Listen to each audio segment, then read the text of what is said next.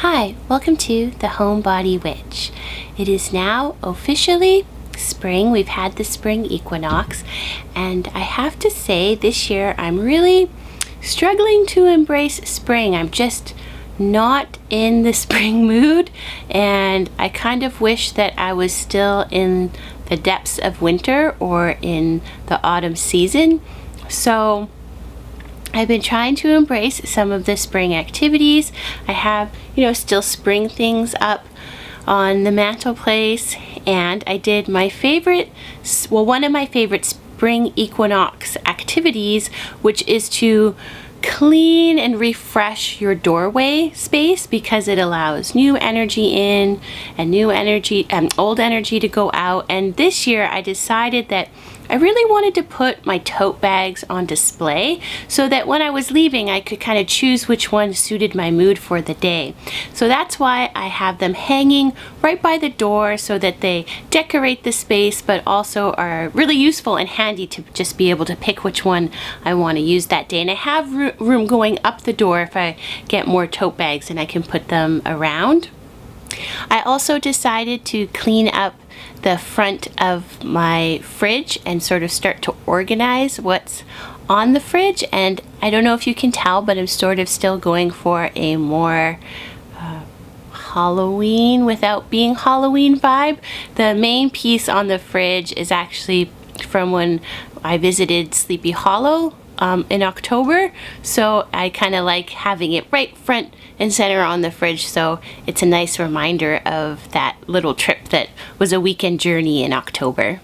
My honey bunny got me this amazing Alice in Wonderland mug, and it's so fun because when you pour the hot water in for your tea, or if you have coffee, the Cheshire cat starts to sort of disappear, and it's mostly just his smile that you have left. And I thought, oh, this is really fun, and I wanted to show it.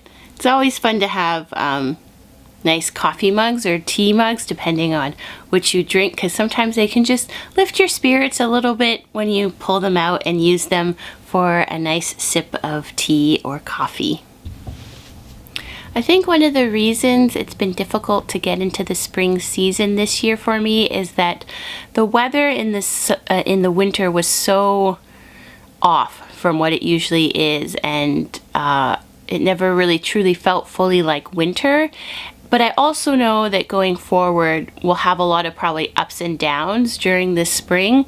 So you'll have days where you feel like, oh, I'm really behind in all the outdoor spring activities I should be doing. I should be having my seeds picked and ready to plant. But I have found for the past 2 years that you'll see people sort of out planting earlier because it seems really nice, but then there's always a late frost. So I'm trying to remind myself that I'm not super behind. I'm maybe a little behind, but there's always maybe a little more time than we realize.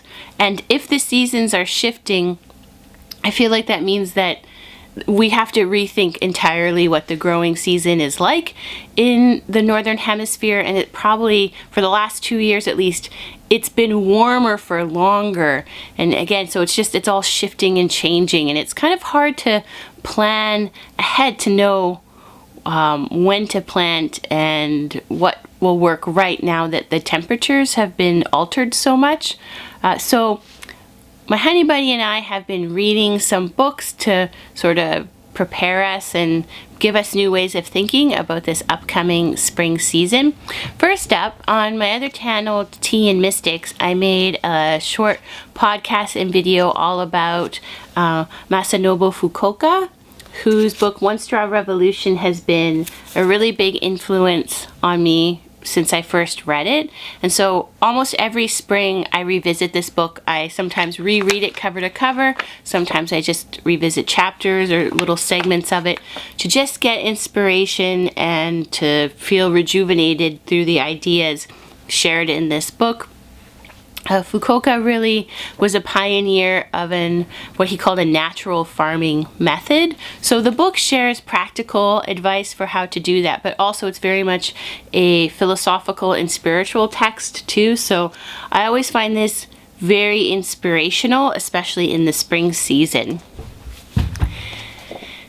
Now, due to the way that the winter was and just what is expected for the coming summer, I think it's going to be hot and it's going to be dry, and that's probably something to prepare for just to prepare for going forward. Very different rainfall type seasons. There'll probably be too much and then not enough. And one of the things that I picked up and my honey bunny and I have both been reading is this book, Gardening with Less Water. And it share some like easy practical ways to, when you're preparing and planting, to conserve and use water. And it even says you could use up to 90% less water in your garden with some of the tips in this.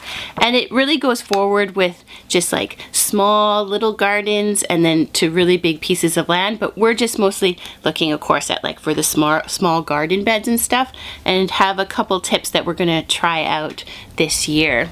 And then my honey bunny picked up this book, Will Bonsel's Essential Guide to Radical Self-Reliant Gardening. And he's reading it at the moment, so I'll probably take a gander through it once he's completed it. I have my Monty Don books out. I always like to revisit some advice and words of wisdom from Monty Don when thinking about the gardening that I want to do. And then lastly, I picked up this book just for fun, and it's about Woodland Craft. Now, we don't have any woodland craft skills ourselves, but one of the things I've always really wanted to make at some point is a wattle fence where you use willow rods to create a fence, or you can create like really pretty garden beds out of it, and it's a natural method of doing that. And so it shows how to do that and all kinds of woodland crafts. I'm also hoping to get some tips for how to make brooms.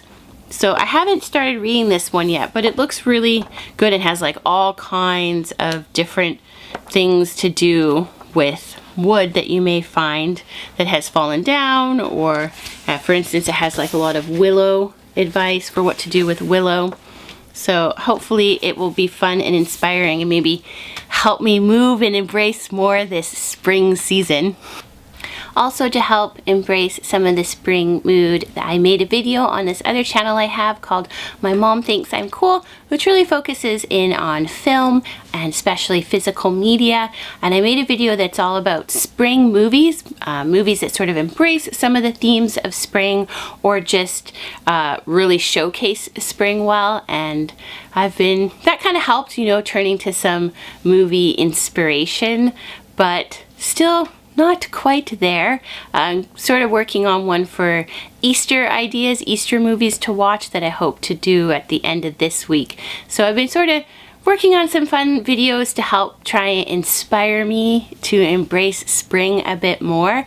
How are you doing? Do you find that you're embracing this year's spring? Are you like me, sort of being dragged into it and kind of already missing some of the longer nights? I know a lot of people get really happy with the more sun, but sometimes I find it's weird. It makes me tired. I'm the total opposite. So I must have vampire heritage in me that just really embraces the night a bit more than the day. I'd love to hear in the comments below how you're feeling about spring this year. Thanks so much for watching The Homebody Witch.